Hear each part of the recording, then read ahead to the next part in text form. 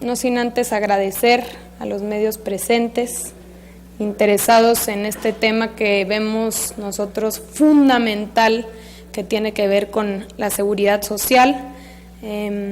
Aquí me acompañan el doctor Miguel Ángel Sáenz Garza, presidente del Consejo del CAES, Centro de Análisis y Estudios para la Seguridad Social, y asimismo Óscar Sandoval García, es actuario, igualmente miembro del Centro de Análisis y Estudios para la Seguridad Social.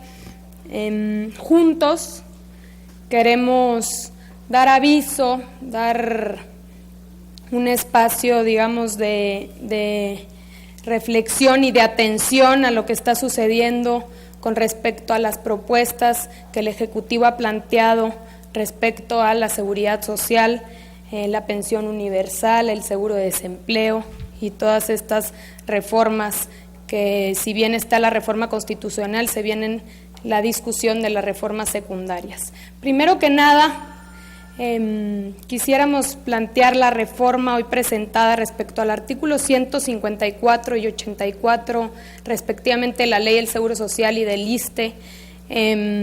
Vemos aquí una propuesta sumamente lesiva para los trabajadores, que pretende pues despojar a los trabajadores de algo que es suyo y que tiene que ver con sus recursos, para pasar a un modelo privado, a un modelo en el cual sus recursos se trasladan a manos privadas. ¿Qué es lo que está sucediendo aquí? Bueno, ustedes sabrán que actualmente los trabajadores tienen la posibilidad de retirarse, habiendo cumplido 60 años de edad, si no tienen las semanas de cotización que se requieren para obtener una pensión, pueden retirar en una sola exhibición su dinero. ¿Qué propone ahora el Ejecutivo? Dice, bueno, pues no podrán más retirar su dinero, ahora tendrán dos opciones: una, o siguen cotizando hasta poder cumplir con las semanas y entonces sí obtener su pensión, o segundo, pues tienen la posibilidad de contratar un seguro o una administradora de fondos de retiro. Esto me parece que pone en evidencia este modelo de privatizar la seguridad social, de asegurarle a los bancos y a las Afores, digamos, que el recurso, que el dinero de los trabajadores va a estar ahí, que no se va a retirar en un solo momento y que ellos podrán disponer finalmente de él y pactar, en todo caso, retiros programados. Este es uno de los puntos que vemos fundamentales y dañinos con respecto a las propuestas del Ejecutivo. El segundo tiene que ver con el desmantelamiento del seguro de enfermedades y maternidad del Seguro Social. Actualmente hay una intención para disminuir las aportaciones patronales con respecto a la prestación en especie del seguro de enfermedades y maternidad. En 1997 se reformó la Ley del Seguro Social con la promesa de que los problemas financieros del sistema de enfermedades y maternidad se iban a resolver, pero los resultados fueron contrarios a lo esperado. Esta reforma cambió la base del cálculo de las cuotas patronales, indexándolas al crecimiento del salario mínimo en lugar de calcularlas con base en el salario base de cotización, que refleja realmente el aumento real del empleo y la productividad. Con ello se redujeron las aportaciones de los trabajadores para quedar en 0.40% sobre el excedente del seguro base de cotización a partir de 3 salarios mínimos, y las aportaciones del gobierno federal en una cuota diaria por asegurado equivalente al 13.9% de un salario mínimo. El monto de los recursos que se han dejado de percibir por los cambios en el cálculo de la cuota para el seguro de enfermedades y maternidad ha acumulado un total de 519.119 millones de pesos en 1997 hasta la fecha. Tan solo en 2012, el déficit neto del seguro de enfermedades y maternidad alcanzó la cifra de 40.779 millones de pesos y se estima que en 2013 se aumentará a 46.061 millones de pesos. Esto nos habla, digamos, de esta tendencia a desmantelar este seguro de enfermedades y maternidad. Lamentablemente, las reformas propuestas por el Ejecutivo Federal sobre la cotización patronal para el seguro de enfermedades y maternidad no resolverán el déficit financiero de este seguro, pues únicamente representan un aumento del 0.26% sobre la masa salarial. La creación del nuevo régimen fiscal para personas morales con ganancias de hasta 1 millón de pesos y las medidas relativas al subsidio para el empleo tampoco implicarán mayores ingresos económicos al seguro de enfermedades y maternidad, pero sí representarán un incremento no cuantificable en la demanda del servicio de salud. Es por ello que aquí con los compañeros del Centro de Análisis y Estudios para la Seguridad Social y una servidora proponemos, uno, que no se reduzcan las aportaciones patronales destinadas a financiar prestaciones en especie del seguro de enfermedades y maternidad y se mantengan en el 20.4% aún vigente. Y segundo, que se reactive el cobro de los intereses moratorios a los patrones que no enteran con oportunidad sus cuotas del seguro de riesgos de trabajo a que se refiere la ley del seguro social, dejando de cobrar a partir de 2004. Ahora bien, como tercer punto, digamos, queremos tratar esto de este modelo incompleto que requiere finalmente un replanteamiento, que es el modelo de la seguridad social. Lo primero que tiene que ver con la pensión universal. Como ustedes bien saben, esta pensión universal propuesta no es universal, requiere del cumplimiento de algunos requisitos. Es más bien una especie de aumento de la ya existente pensión para adultos mayores de Sedesol, que actualmente otorga 525 pesos mensuales a las personas de 65 años y más, que no reciben una pensión de las instituciones públicas de seguridad social ni son beneficiarias del apoyo para adultos mayores del programa de Desarrollo Humano Oportunidades. Aunque la propuesta representa un avance, es falso que la pensión será universal, ya que este beneficio no incluirá a quienes cumplieron o cumplen 65 años de edad antes del 2014, a los actuales pensionados o jubilados, a quienes tienen una pensión derivada del fallecimiento del trabajador pensionado, a las personas con discapacidad. También es falso que los adultos mayores vayan a recibir una pensión de 1,025 pesos, ya que el régimen transitorio de la reforma señala que la pensión será inicialmente de 525 pesos y se aumentará gradualmente hasta alcanzar en 15 años la cifra anunciada. Valga decir esto por toda, digamos, la pantalla que se ha mostrado ante los medios de qué es esta pensión universal y el seguro de desempleo, lo que justifica el incremento de todos los impuestos que ya se aprobaron en esta Cámara. Es por ello que proponemos, número 1, denominarla Ley de la Pensión No Contributiva, pues al excluir a diversos grupos no puede considerarse verdaderamente universal. Segundo, incluir a los pensionistas de todas las instituciones públicas de seguridad social cuya pensión al 1 de enero de 2004 sea inferior o igual al salario mínimo vigente en el Distrito Federal. Y tercero, y esto es una gran preocupación, precisar en la ley de la pensión no contributiva el respeto a la soberanía de los estados de la Unión y del Distrito Federal respecto a los programas de apoyo monetario o alimentario ya establecidos o los que sus congresos locales puedan establecer. Es decir, esta pensión no puede venir a eliminar prestaciones ya otorgadas por gobiernos locales.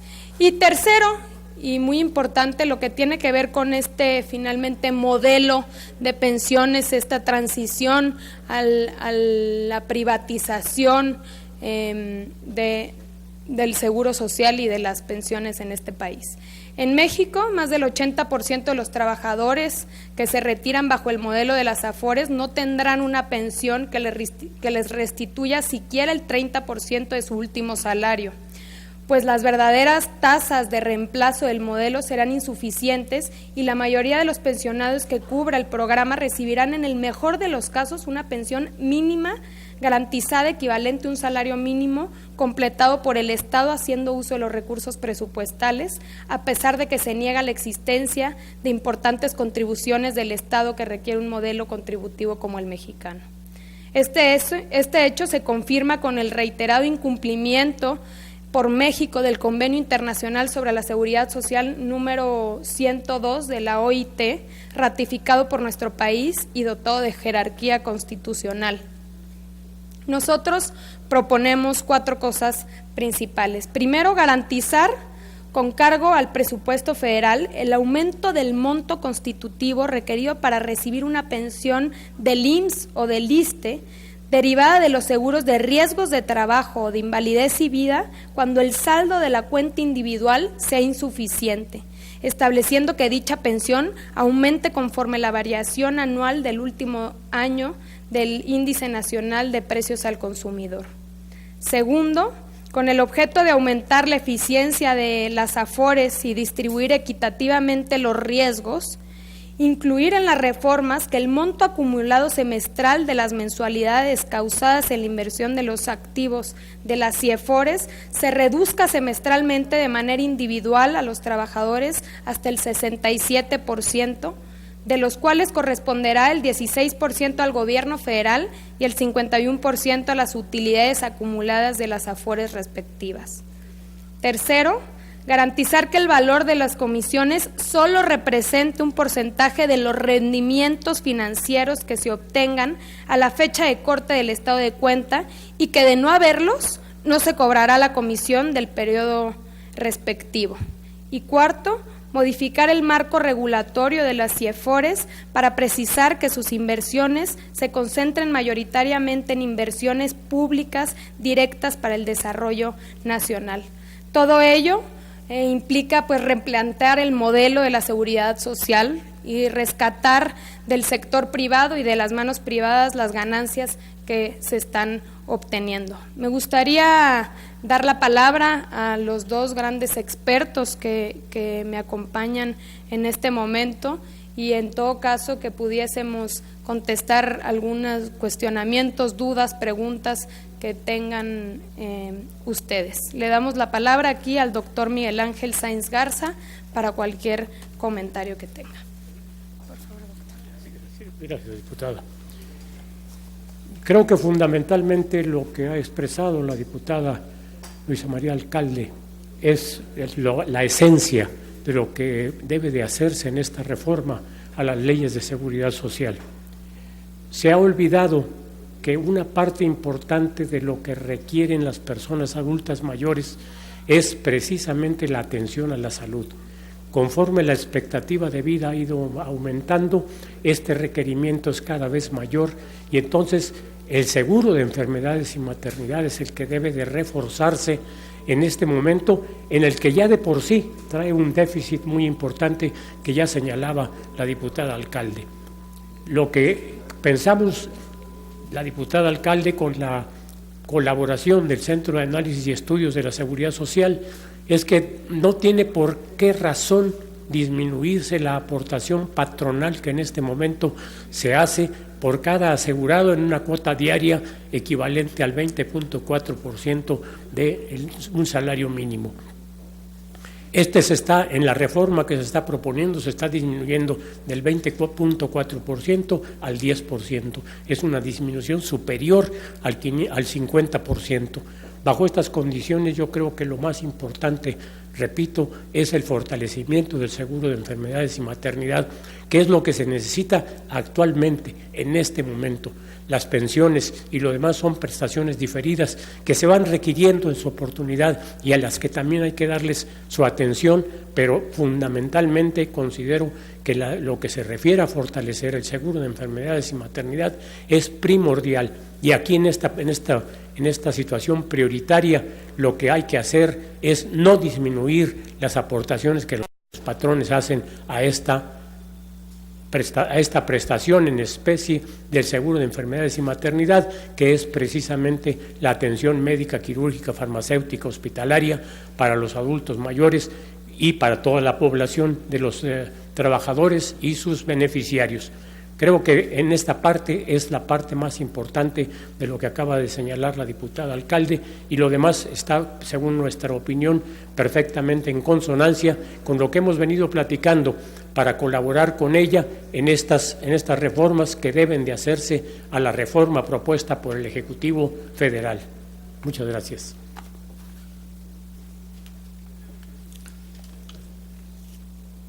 Muchas gracias, muy buenos días a todos ustedes.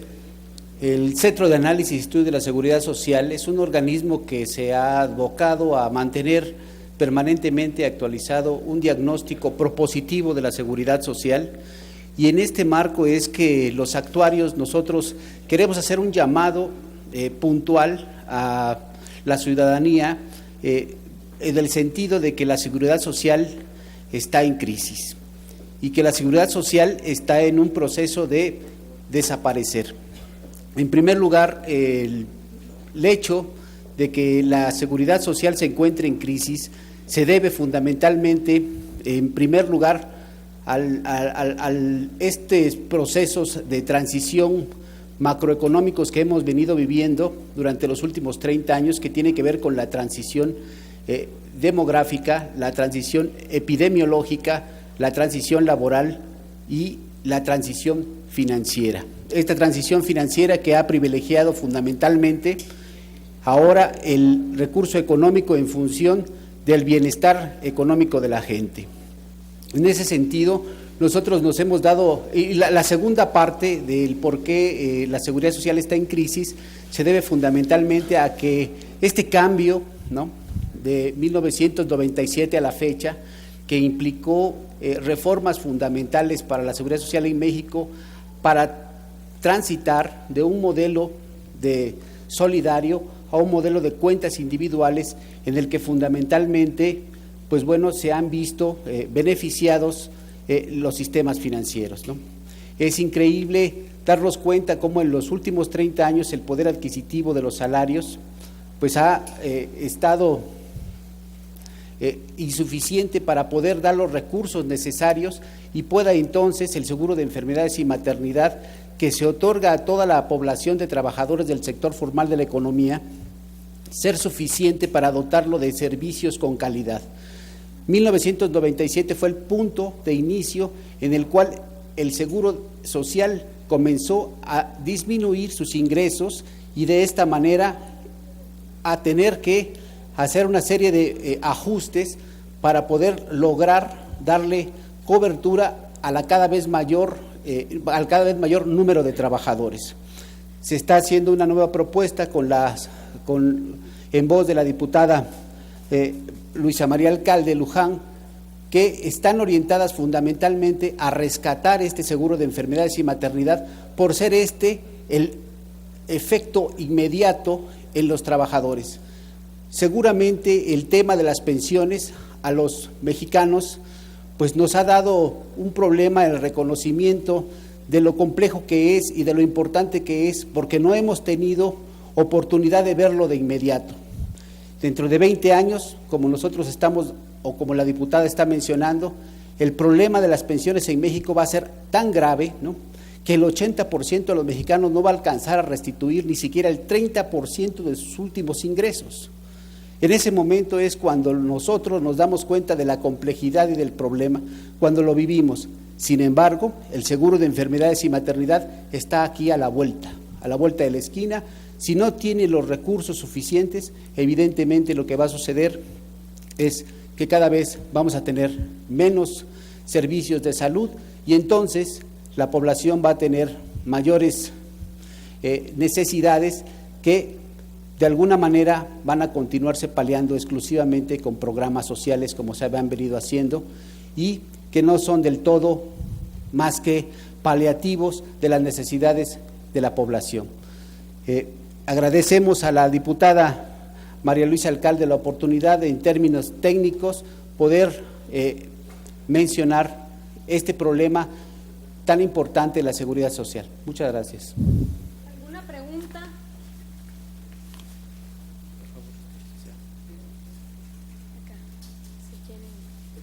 Buenas tardes. A mí me gustaría tener un poquito más de datos respecto A este seguro de enfermedades y maternidad, actualmente, ¿cuántas mujeres o cuántas personas se están apoyando con esto? ¿Cuántos dejarían de recibir esta ayuda, este beneficio? Y también tener en claro cómo paulatinamente o qué otro tipo de programas se están desgastando o están en riesgo al tener menos recursos, cuáles estarían en la mira de desaparecer. Mire, lo que hay que separar es precisamente, como está en la ley del Seguro Social, el seguro de enfermedades y maternidad. Una cosa es el servicio médico, quirúrgico, farmacéutico, hospitalario para toda la población derechohabiente, y otra cosa son las prestaciones en dinero. Es decir, en otras palabras, los 50 y tantos millones de mexicanos que en este momento están afiliados al Seguro Social, una parte de ellos, 17 millones como asegurados, como trabajadores, y el resto como beneficiarios, son los que efectivamente tienen derecho a todos estos servicios. Pero la verdad es que quien más atención requiere, quien más atención solicita, son los adultos mayores.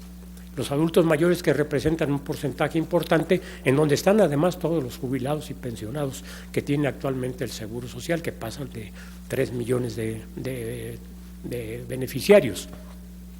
Entonces, esta separación es la importante, porque si bien es cierto que un grupo de trabajadores requiere menos atención porque se enferman menos, sus enfermedades tienen menos costo, hay un grupo que es muy importante, que repito, son cuando menos 3 millones de jubilados y pensionados, en los que son adultos mayores y requieren, primero, de mayor atención, segundo, que esta atención es más cara que la atención que pueden recibir los trabajadores de edad media, y tercero, que no están en la posibilidad de adquirir por su propia cuenta medicinas o adquirir atención por su propia cuenta. Entonces, ahí es donde está la diferencia. ¿Quiénes van a dejar de recibir atención? Bueno, el seguro de enfermedades y maternidad en prestaciones en especie, lo que se está proponiendo en la reforma a la ley es disminuir del 20.4% del salario mínimo al 10%. Es decir, ahí hay una disminución del 50% que afecta a todo el seguro de enfermedades y maternidad. Es cierto que hay un incremento en la otra parte de la atención, una parte que es la atención precisamente a jubilados y pensionados, que sube del 1% al 2%, y la otra parte es aquellos asegurados que superiores a 3 salarios mínimos tienen un incremento en la aportación. Pero este último incremento es en prestaciones en dinero, es decir, es para pagar las incapacidades que se otorgan a los trabajadores en activo, cuando no pueden presentarse a su trabajo como consecuencia de una enfermedad. Entonces, el seguro de enfermedades y maternidad en sus prestaciones en especie, en el servicio médico, es donde va a tener una disminución muy importante. Buenas tardes, Margarita Nicolás de Cadena Raza 620. Para preguntarle que hace unos días decía el director general el representante de los trabajadores en el IMSS, que realmente el destino ya había alcanzado al Seguro Social, y precisamente que si no se le inyectan más recursos o se incrementan las cuotas de los trabajadores, porque eso es lo que quieren ellos, el seguro, sobre todo de maternidad y las prestaciones, en el 2016 prácticamente ya iban a desaparecer. Entonces urgía recapitalizar estos fondos, pues para que se pueda dar viabilidad a lo que sigue. ¿Ustedes están de acuerdo con esto o realmente el Seguro Social está descapitalizado porque todos los ahorros de los trabajadores, las afores, están en la bolsa de valores y realmente los ingresos, las ganancias, pues no llegan a los trabajadores, solamente disminuye el capital que se tiene ahorrado? Gracias. Muchas gracias. Bueno, efectivamente el seguro social es en el año de 97, efectivamente, teníamos nosotros un seguro social el que daba seguridad social a toda la población prácticamente, a todos los trabajadores del sector formal y a todos sus familiares, con una calidad muy por encima de las instituciones, inclusive de países en América Latina. El hecho de haber cambiado las cuotas en términos ahora del salario mínimo, que no es un referente de la economía, y dejar de cobrar estas cuotas en términos de el sueldo básico de cotización, que efectivamente sí es el referente de los ingresos de los trabajadores, lo que hizo fue disminuir los ingresos del Seguro Social. Y de esa manera es que ha llegado a un punto de crisis el Seguro Social, en el que el déficit de este año en el seguro de enfermedades y maternidad, pues bueno, ha rebasado toda posibilidad de financiamiento, toda vez que ha alcanzado montos equivalentes a los 40,000 millones de pesos, ¿no? Por un lado, es que es fundamental, ¿no?, el poder dotar al Seguro Social de los recursos necesarios que le permitan continuar otorgando los servicios médicos para la población. Cuando esto no sucede, ¿no?, entraremos entonces a esquemas de programas de apoyo generales como el Seguro Popular, en donde con cuadros básicos de medicamentos y cuadros básicos de otorgamiento de tratamientos en específico, pues pretendemos paliar, digamos, el problema de la salud en México. Es una institución tan importante para el país que requiere efectivamente de ser rescatada y de dotarla de los recursos financieros necesarios para que pueda dar, ¿no?, los servicios con calidad, con prontitud, con esmero, con todo esto que cuando nosotros necesitamos los servicios es cuando verdaderamente valoramos el nivel este. Y por otro lado, ¿no?, el tema de las pensiones, ha sido, a partir de 1997, el parteaguas en este país, porque ha representado la mayor transferencia de recursos financieros presupuestales y de los trabajadores al sistema financiero. Podemos nosotros ahora darnos cuenta del saldo de las cuentas que existen en la CONSAR, que ya son los 1.9 billones de pesos, ¿no?, y que continuarán en ascenso porque todavía no hay reclamo suficiente de las pensiones. Estamos esperando más o menos 20 años cuando esto se convierta efectivamente en un problema de restituirle al trabajador a través de la pensión un monto que va a estar totalmente disminuido y que va a valer el 30% de su último ingreso.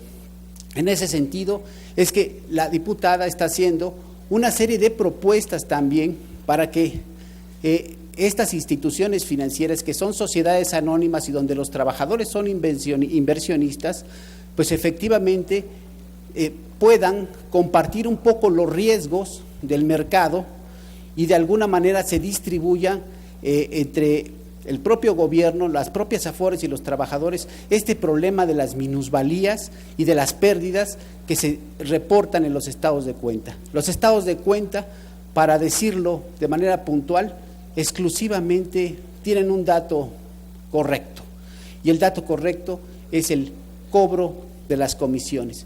El monto de las comisiones cobradas a los trabajadores va en ascenso porque sobre el saldo de su cuenta los saldos aumentan y no es posible que las administradoras de las AFORES continúen reportando en sus estados de cuenta gastos de administración crecientes en proporción a los ingresos crecientes.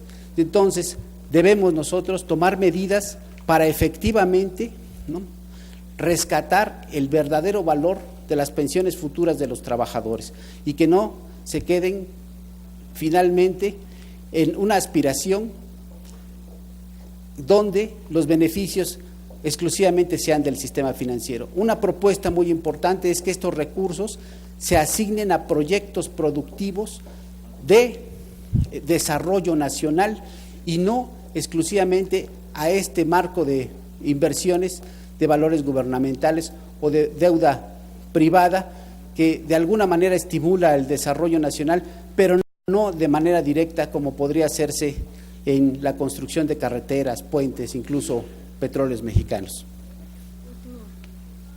Bueno, como último comentario y un poco para ir cerrando, eso es lo que nos tiene reunidos hoy aquí, es esta gran preocupación que tenemos con respecto al modelo de seguridad social, con respecto a las propuestas que hoy se presentan por parte del Ejecutivo, que muestran una cara y esconden otra.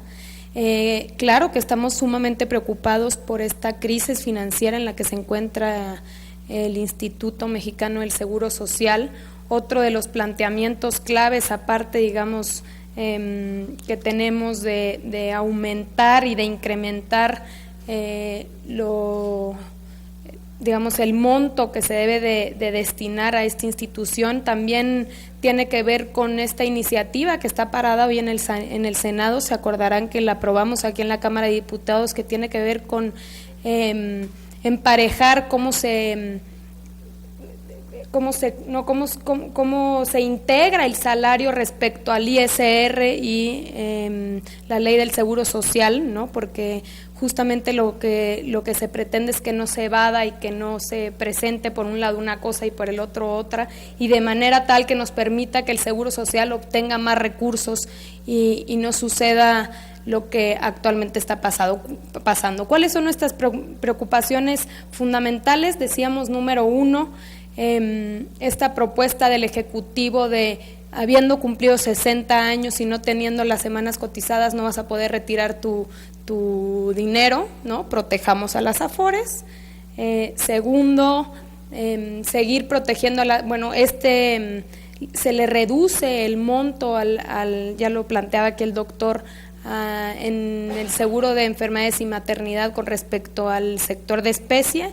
Y finalmente este modelo donde todos los caminos, decimos, de esta reforma conducen a la protección de las AFORES, a que sean ellos los que administren este dinero, los que cobran a pesar de que tienen pérdidas, aún aparece un cobro, y esto no puede ser posible. Nosotros decimos, transitemos a un modelo más social, más democrático, y no a este modelo privado. Y principalmente, pues estas son nuestras demandas. Les repartimos algunas hojas para que puedan ahí leer nuestras propuestas concretas, y no sé si queda alguna duda que sobre por ahí.